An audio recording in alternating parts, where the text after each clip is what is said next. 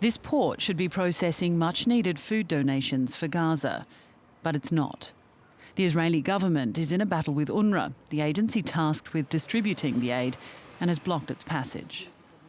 Shipping containers of rice, flour, chickpeas and even cooking oil, enough to feed more than 1 million people for about a month, are stuck here in the port city of Ashdod, less than 70 kilometres from Rafah, and the people who so desperately need it.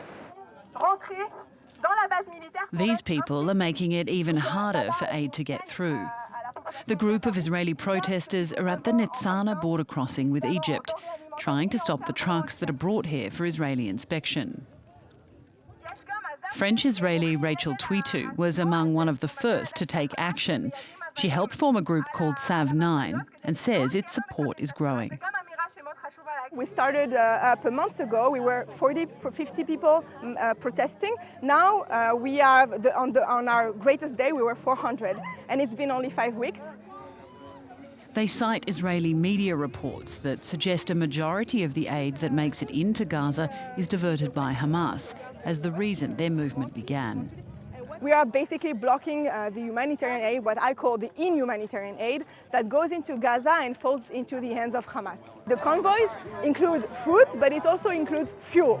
The fuel is what is very problematic for Israel. We're fighting Hamas, and on the second hand, we are giving him the fuel to continue to fight us, to alimент the tunnels, the terror tunnels, the aeration system, and the electricity.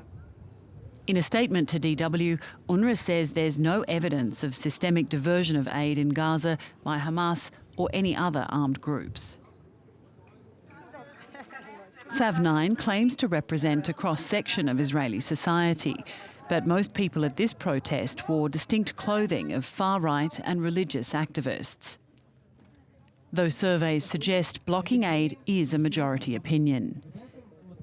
With international pressure on the government to allow aid in, these protesters say they're doing what the government can't.